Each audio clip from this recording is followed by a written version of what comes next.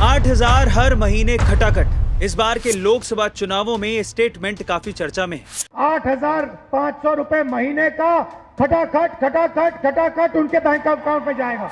पर क्या एक भारतीय टैक्स पेयर पैसा इसीलिए देता है कि कोई आए, सरकार बनाए और पैसा ऐसे ही खटाखट बांट दे? यहाँ पर कई सवाल उठते हैं। पहला, जो ईमानदारी से टैक्स दे रहा है, ये लोग मैनिफेस्टो में उनके लिए कुछ करने की योजनाएं क्यों नहीं बनाते? क्यों टैक्स पेयर का पैसा देश की प्रगति में लगाने की बजाय वोट पाने के लिए उनमें बांटने की योजना बनाई जाती है जिनकी भागीदारी टैक्स देने में निम्न है? दूसरा, फ्री में पैसा बांटने से फायदा क्या है और ये कितने दिन तक चलेगा जब खजाना खाली हो जाएगा, जैसे पहले भी इनकी सरकारों में 1991-92 में हो चुका है? फिर ये कौन से अर्थशास्त्री को लाएंगे ताकि वो देश को कंगाल होने से बचा सके? और आखिरी सवाल, क्या देश के खजाने में रखे पैसे का इस्तेमाल करने का यही तरीका है कि बस बांट दो, बाकी देश का क्या ही सोचना? वोट पाने के लिए कुछ भी वादे कर देना कितना खतरनाक हो सकता है, क्या उन्हें यह समझना नहीं चाहिए? और हाँ, एक और बात, अभी तक कितने वादे पूरे किए हैं कांग्रेस ने? 60 साल सरकार में रहे, देश में एक छत्र राज था पार्टी का, तब गरीबों और गरीबी की याद नहीं आई। और तो और अभी अभी हिमाचल में सरकार बनाने के लिए कांग्रेस ने हर महीने महिलाओं को 1,500 रुपए देने की बात कही थी, पर सरकार बनने के बाद भी हिमाचल की महिलाएं इन 1,500 रुपयों का इंतजार कर रही हैं। और आपको बाकी राज्यों में भी इनकी सरकारों में ऐसे ही बहुत से केसेस मिल जाएंगे। अब इसे ऐड के जरिए ऐसे और जोड़ा जा रहा है कि ये उनके हक का पैसा है जो उन्हें दिया जा रहा है। वाकई? चलो आज इसे डिकोड करते हैं। पहले एक बात का जवाब दीजिए कि अगर आपके घर में 5 सदस्य हैं और कमाने वाला सिर्फ एक है, तो आप सबसे पहले पानी किसे पूछेंगे? खाने का ध्यान किसका रखा जाएगा? जी हाँ, कमाने वाले का। घर में ऐसा होता है, पर देश में ऐसा नहीं हो रहा है।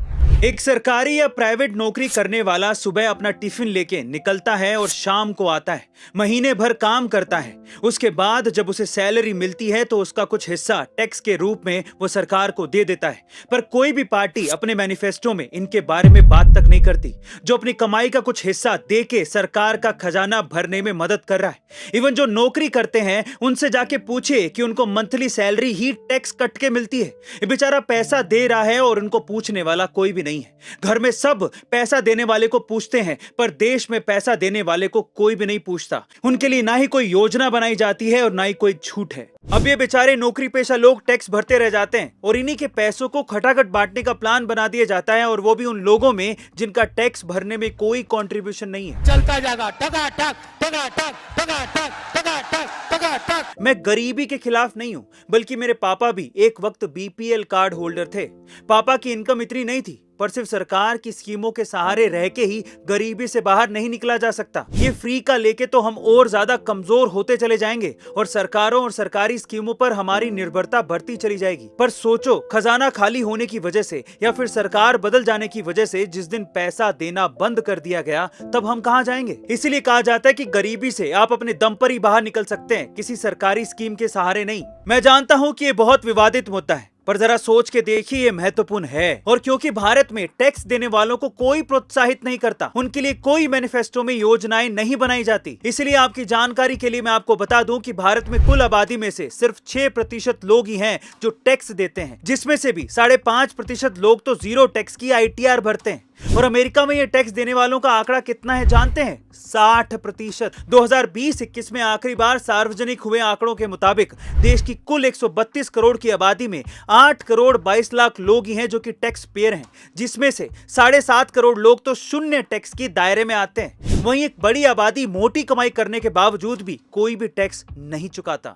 ना सिर्फ सरकार, बल्कि कई अर्थशास्त्री भी इस बात पर चिंता जता चुके हैं। अब ऐसे में लगभग 1.5 करोड़ टैक्स पेयर्स के दम पर ही केंद्र सरकार को इनकम टैक्स का कलेक्शन करना पड़ता है। 140 करोड़ के देश में 1 लाख रुपए से ज्यादा टैक्स भरने वालों की संख्या है मात्र 30 लाख। 1 से 10 लाख रुपए के बीच टैक्स चुकाने वाले करदाता है मात्र 28 लाख। 10 लाख से 50 लाख रुपए तक का टैक्स चुकाने वालों की तादाद है मात्र 2 लाख और 50 लाख से 1 करोड़ रुपए टैक्स देने वालों का आंकड़ा है मात्र 12,963। और 1 करोड़ से ज्यादा टैक्स चुकाने वालों की संख्या 140 करोड़ के देश में सिर्फ 5,072 है। अब क्योंकि सरकारें इन्हें कोई प्रोत्साहन नहीं देती, इसीलिए बहुत से लोग अलग अलग तरीके से टैक्स बचाते हैं। पार्टियां अपने मैनिफेस्टो में इनके लिए किसी तरह की कोई स्कीम नहीं लाती, बस इन्हें टैक्स देना है। अब जरा आप ही बताइए कि इन टैक्स पेयर से कौन पूछता है कि तुम्हें क्या चाहिए। हाँ, मैं बताता हूँ इन टैक्स पेयर्स को क्या चाहिए। इन्हें खटाखट स्कीमें नहीं चाहिए, ना ये मांगते हैं आप दो जिसे देना चाहते हो, पर इन्हें चाहिए सुरक्षा अपनी और अपने परिवार की, ताकि जब भी कमाने निकलें तो इन्हें पीछे से चिंता ना हो। इन्हें चाहिए सुरक्षित देश जहां ये चैन से रह सके। इन्हें चाहिए अच्छी रोड्स ताकि इन्हें काम पर जाते वक्त तकलीफ ना हो। अब मैं ऐसा क्यों कह रहा हूं तो जरा ध्यान से सुनिएगा। मुंबई पुलिस में 2008 में एक सहायक इंस्पेक्टर थे तुकाराम ओंबले, जिनकी सरकारी नौकरी थी। वो अपने देश के लिए दोनों कर्तव्य निभा रहे थे। पुलिस में रह के आम आदमी की सुरक्षा भी कर रहे थे और सैलरी आती थी तो टैक्स देके भी अपना दायित्व निभा रहे थे। बस टैक्स देके शायद वो सिर्फ यही मांगते होंगे कि देश की सीमाएं सुरक्षित रहे तो हम भी सुरक्षित रहेंगे, जो कि टैक्स लेने वाली सरकार का काम है। पर 2008 में मुंबई में की हमला हुआ। समुद्र के रास्ते पाकिस्तान से 10 आतंकवादी भारत की सरहद में घुस आए। सरकार टैक्स लेके भी इन आतंकवादियों को भारत में घुसने से रोक नहीं पाई, पर टैक्स देने वाले इन तुकाराम जी ने अपना दायित्व बखूबी निभाया। इन आतंकवादियों में सबसे खुखार आतंकवादी था अजमल कसाब। पर मुंबई पुलिस के सहायक इंस्पेक्टर तुकाराम ओंबले ने सिर्फ एक लाठी के सहारे उसे पकड़ लिया। कैसे? उस समय तुकाराम ओंबले के पास सिर्फ एक लाठी थी और कसाब के पास एक 7। ओंबले ने कसाब की बंदूक के बैरल को पकड़ लिया था। उसी समय कसाब ने ट्रिगर दबा दिया और गोलियां सीधे ओंबले जी के पेट और आंत में जाकर लगी। ओंबले जी वहीं गिर गए, लेकिन उन्होंने अपनी अंतिम सांस तक बैरल को थामे रखा ताकि कसाब और गोलियां ना चला पाए। फिर कसाब को जिंदा पकड़ लिया गया। अब मैं आपसे पूछता हूं कि क्या सरकार के खजाने पर या योजनाओं में पहला हक इनका नहीं होना चाहिए? क्या आने वाली सरकारों को सबसे पहले ये नहीं बताना चाहिए कि सरकार में आने के बाद वो इन टैक्स के पैसों से ऐसी घटनाओं को कैसे वापस होने से रोकेंगे या कैसे देश की सुरक्षा को बढ़ाएंगे ताकि ऐसी दुर्घटनाएं दोबारा ना हो? अब इन चीजों पे कोई योजनाएं नहीं बनाता, बस खटाखट पैसे बांटने की योजनाएं बनती हैं ताकि वोट मिले और गद्दी पर बैठ जाएं। गलती इसमें हमारी भी है, क्योंकि जब ये लोग वोट मांगने आते हैं तो हम यही पूछते हैं कि बता भाई हमारे लिए क्या करेगा या हमारी कौम के लिए क्या करेगा। कोई ये नहीं पूछता कि इस देश के लिए वो क्या करेगा। हाँ, एक और बात, अगर हर पार्टी ये बताए कि टैक्स पेयर के लिए वो क्या करेंगे या कैसी स्कीमें लाएंगे, उन्हें क्या एक्स्ट्रा मिलेगा जो नॉन टैक्स पेयर को नहीं मिलता, तो इससे सही से टैक्स भरने वालों की संख्या भी बढ़ेगी। नहीं तो ये सरकार को भी पता है कि बहुत से लोग ऐसे हैं जो कमाते तो अच्छा है लेकिन टैक्स नहीं भरते, क्योंकि आप लोग उन्हें प्रोत्साहित ही नहीं करते। अब दिल्ली का एक और केस सुनिए ऐसे ही करदाता का। 28 अगस्त 2009 दिल्ली के मालवीय नगर इलाके में एक retire additional private secretary Triloknath पैदल टहलने निकले थे। जाहिर है इनकी भी ड्यूटी के समय सैलरी से और रिटायरमेंट होने के बाद पेंशन से टैक्स जरूर कटता होगा। ये भी ईमानदारी से टैक्स देते थे, पर बदले में बस शायद अपनी सुरक्षा और अच्छी रोड्स ही मांगते होंगे। पर उस दिन इन्हीं साहब की सड़क में पड़े गड्ढे में गिरने से मौत हो गई। कॉमनवेल्थ गेम्स के लिए सड़कों पर बिजली के काम का ठेका प्राइवेट कंपनी को दिया गया था। उसने गड्ढा तो खोद लिया लेकिन आसपास बैरियर्स लगाए ही नहीं।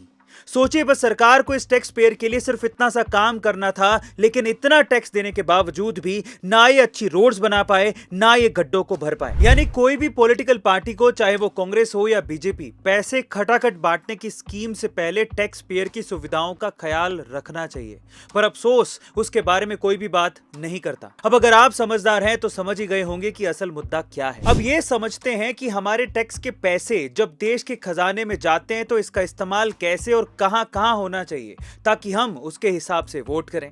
इसे समझने के लिए मैं एक छोटा सा केस स्टडी लेता हूं जो कि मेरी सोसाइटी का ही है और ये मैंने होते देखा है। अब यही चीज बड़े लेवल पर काफी हद तक लागू हो सकती है। देखिए, मैं जहां रहता हूं वो एक पोस्ट सोसाइटी है। यहां मुझे हर महीने मेंटेनेंस के नाम पर 8,000 रुपए देने पड़ते हैं। देखिए, रेंट अलग होता है जो मकान मालिक को देना पड़ता है और मेंटेनेंस जो सोसाइटी के खाते में जाता है।